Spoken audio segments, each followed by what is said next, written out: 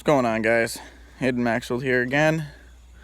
Got another interesting video for you guys. Today I'm not going to be doing any how-to videos. I'm just going to share some basic knowledge with you guys about what to look for when you're going out and looking for a used vehicle. Now, I got a 2012 Chevy Colorado here, and walking around the vehicle, what you want to do is you just want to check, like your bumpers and fenders and stuff. One thing that I tend to steer away from is dings and dents and stuff like that. It's going to cost me money to have repaired in the, down the road in the long run. Don't know how well you guys can see that, but if you look, there's a dent right about in this area in here. So that's going to cost a little bit, as far as money goes. Just walking down the side of the vehicle here, you just want to make sure there's no rust on the rocker panels, because, Chevys are infamous for rocker rust and everything. So check all that. Look in the fender wells, the cab corners, and whatnot. Shark is actually fairly solid, to be honest, but still stuff to look out for. There's that little ding in the rear bumper there. It's going to cost a little bit. Make sure everything's solid, and then after you do that, what you want to do is usually what I like to do, being a mechanic and all that fun stuff, is I like to get underneath the hood and just check some basic things. So we'll do that.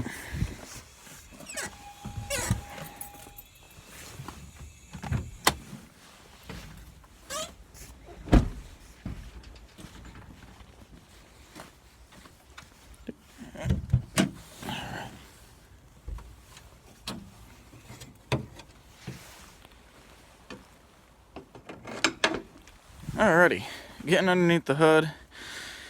Now you guys are probably those of you who are going out and looking into getting your first car, or bringing a friend along and they just decide to bring you along for the ride. You're going to get underneath here and you're going to be like, holy crap, there's a lot of crap that I don't know or even know how to identify it. That's perfectly fine. There's only one thing, couple of things that you want to check. First being the coolant. Obviously this is a little low, so I'm gonna end up doing a how-to video on how to fill that for you guys, because it's Dexcool, it's not regular green antifreeze. But what you want to do is you want to locate the oil cap that's on the top of the engine and just take it off, and you want to look at the bottom of it. Usually this one's actually fairly clean, and I don't have a vehicle that has anything bad, but you just want to look in there, make sure it's all good and stuff.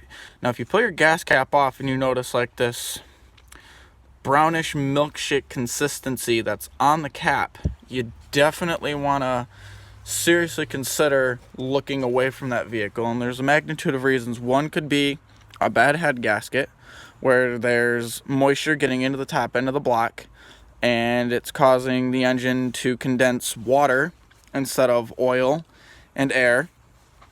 So basically what that means is you're adding moisture into a sealed system that's supposed to be nothing but strictly, a 10-to-1 mixture of gas, oil, and air.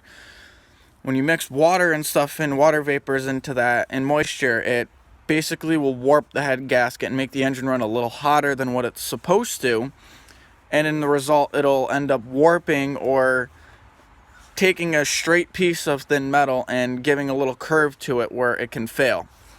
Another thing you want to do is, obviously,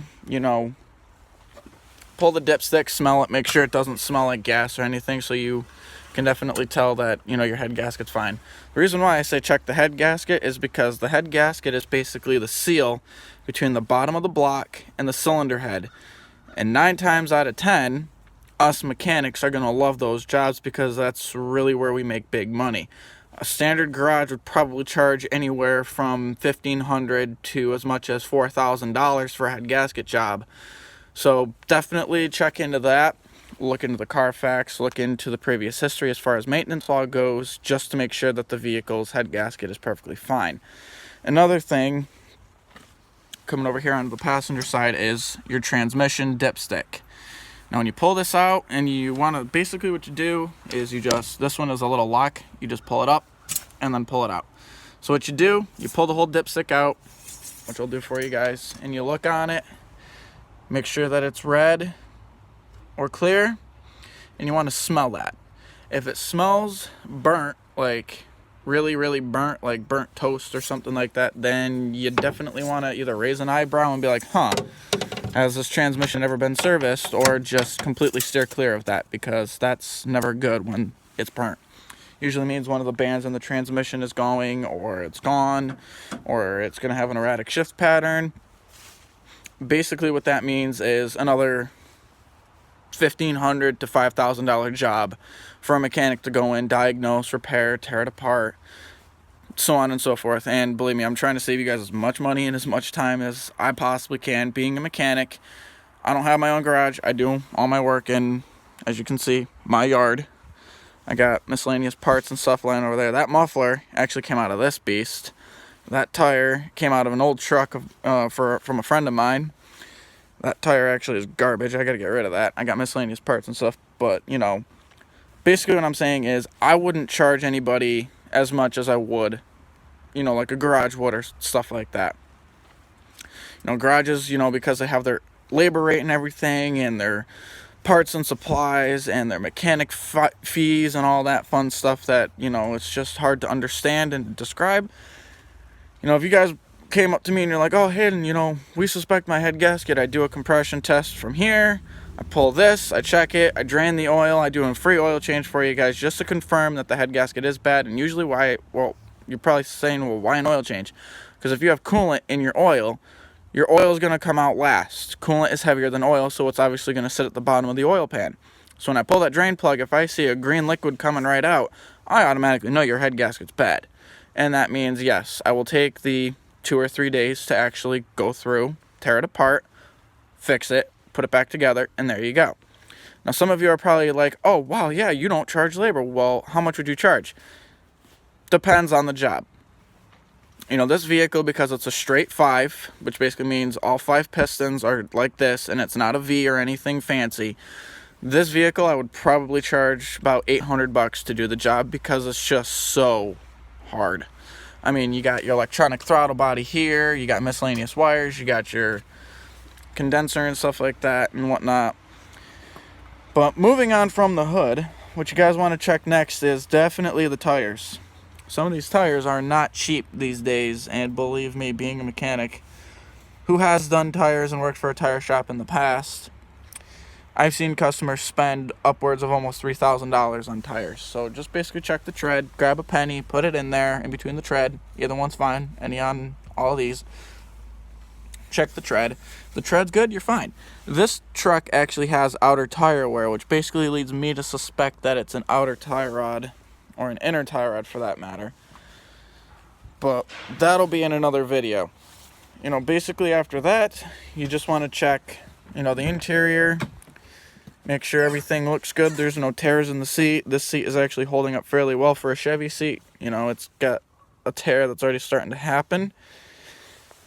Right there and right there, but that's nothing too concerning. And you just want to look around the truck, make sure everything is fancy and nice and clean and neat. And yes, this truck at one point was clean. It's hard to believe that after having it for not even 2 years, it's gotten this filthy. But summertime's coming for a good cleaning, really good cleaning. Another thing you guys want to definitely steer clear of are tinted windows. Massachusetts state laws with inspections are very, very, very, very extremely picky. I don't know what Massachusetts decided when they had a rat up their rear ends, when they decided, hey, we're just going to make your guys' life a living hell to get your cars inspected. Believe me, I have an 04 Silverado that's lifted, and it's been nothing but a freaking headache since I got that truck. Currently sitting up at the dealership right now, but I can already guarantee that when I go to put that thing on the road and put a sticker on it, it's gonna give me hell. So basically what I mean is those lenses right there will fail. That window, and the window behind that on the back will fail as well. Reason being, when Massachusetts has a state law where it only allows, I think it's 32 or 35% window tint. That's a 20% tint. This right here on the lens, that is a custom aftermarket 3M tinting piece. Not too sure on that. Was there when I got the truck. Same thing with the windows and the taillights as well. The taillights also have a custom lens cap on them as well. Not a big deal. I mean, the guy that I took it to, who's been a very good family friend of mine and my family, you know, basically just kind of put a sticker on it. But now that the state laws have changed, they are now taking pictures of your front end and your rear end, as well as your instrument panel, which is basically, and I'll show you guys what I mean by your instrument panel, which is basically that right there, to make sure that the mileage and everything matches what's on the estimated annual mileage for the truck or whatever. I'm not too sure how they do it. All I know is it's just a bunch of baloney, and it's just the way of Massachusetts to sit there and be like, ha ha, screw you guys. Now, another thing that Massachusetts changed is you want to make sure that your tires, for those of you who have lifted trucks and whatnot, you want to make sure that your tires don't stick out like a sore thumb. My truck, I don't have to really worry about that because, you know, my tires don't stick out too bad. They probably stick out like a quarter, maybe an eighth of an inch on a good day. Bad day, they're probably out maybe a half an inch or whatever. But like I said, Massachusetts just decided to change its laws and regulations just to make our lives a living hell. So basically, that's the basics that you guys, you know, want to look for as far as, you know, oil and stuff.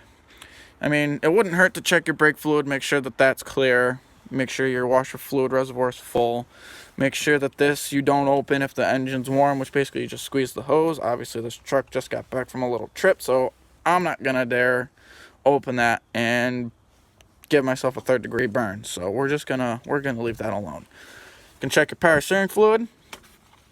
This one is in a convenient spot, honestly. Chevy did a good job with their remodeling of that, but that's actually a tad low, and judging by the color on it, it's still good.